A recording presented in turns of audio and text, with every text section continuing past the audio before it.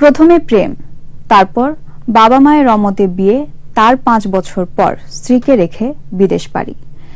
বাবা মায়ের সাথে সম্পর্ক না থাকায় 6 বছর বিদেশ খেটে যা উপার্জন করেছেন তার পুরোটা স্ত্রীর নামে পাঠিয়েছেন, আর স্ত্রী সেই টাকায় ফুর্তি করেছেন, তার সাথে বিভিন্ন ছেলেদের সাথে নোংরা ভিডিও বের করে ইন্টারনেটে ছেড়েছেন। মাসুম নামে এক যুবক তার স্ত্রীর নামে এমন অভিযোগ করে বলেছেন, এত কিছুর পরও সে তার স্ত্রীকে নিয়ে থাকতে চায়, কিন্তু টাকা পয়সা হাতে নিয়ে তার স্ত্রী তাকে তালাক দিয়েছে। মনসুর সেলিমকে সঙ্গে নিয়ে রিপোর্ট করছেন ইলিয়াস হোসেন, ক্যামেরায় ছিলেন মনিরুল ইসলাম। রাজধানীর কলাবাগানে আমাদের পূর্ব পরিচিত সুমন নামে একজনের বাসায় 21-এর ক্যামেরা। সকাল 7টায় সুমনের বাসায় আমরা সোজা একটি বেডরুমে, যেখানে সুমনের ভাইয়ের মেয়ে তিয়া, তার উপর শুয়ে আছে ইভান। আড়াআড়ি ভাবে শুয়ে থাকা ইভানের পা রয়েছে তার বাবার উপর। তার পাশে আছে সুমনের মেয়ে, তারপর সুমনের শ্যালক। গাদা গাদি করে এক রুমে যখন ইভানরা ঘুমিয়ে আছে, তখন রান্নাঘরে বাড়ির 2 বউ মহাব্যস্ত সকালের নাস্তা বানানোর কাজে। সুমন অফিসে যাবার প্রস্তুতি নিচ্ছে। বৃদ্ধ বাবা পত্রিকার পাতায় চোখ রেখে চায়ে চুমুক। সুমনের ছেলে সামিনকে স্কুলে যাবার জন্য প্রস্তুত করছে সুমনের ফুফু। এটা তোমার কি হয়? দিদা হয়। সুমনদের এই বাসায় সুমনের বাবা মা, খালা, মামা, ফুফু, সুমনের ভাই ভাবি থেকে শুরু করে তার ভাইয়ের শাশুড়ি পর্যন্ত থাকেন। সব মিলিয়ে সদস্য সংখ্যা 26 জন। এরকম যৌথ পরিবারের থেকে কেমন কাটছে সুমনদের দিন? অসম্ভব ভালো লাগে সবারই। যৌথ পরিবার ছেড়ে এবার একটি একক পরিবারের খবর জানব। বালুঘাট এলাকায় 50 বিঘা জমির মালিকের ঘরে সবই আছে, শুধু সুখটাই নেই।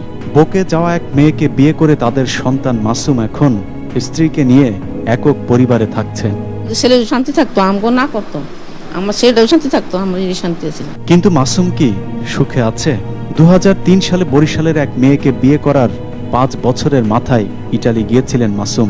সেখানে কেটেছে 6টি বছর। প্রবাস জীবনের পুরো উপার্জনের প্রায় 1.5 কোটি টাকা মাসুম তার স্ত্রী সঞ্চিতার নামে পাঠিয়েছেন, আর স্ত্রী সেই টাকায় দেশে বসে ফুর্তি করেছেন। 6 বছর পর দেশে আসবার পর মাসুম তার এক বন্ধুর কম্পিউটারে মাসুমের স্ত্রীর একাধিক নোংরা ভিডিও দেখতে পায়।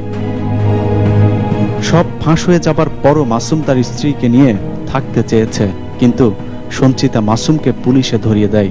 থানায় নিয়ে আমাকে ডিউটি অফিসারের রুমে দাঁড় করে আমার নামটাম লিখে ডাইরেক্ট সেন্টিকে দিয়ে আমাকে লকআপে ঢুকে ফেলল। মাসুমের যেখানে সব শেষ, সঞ্চিতার কাছে সেটা সামান্য ভুল।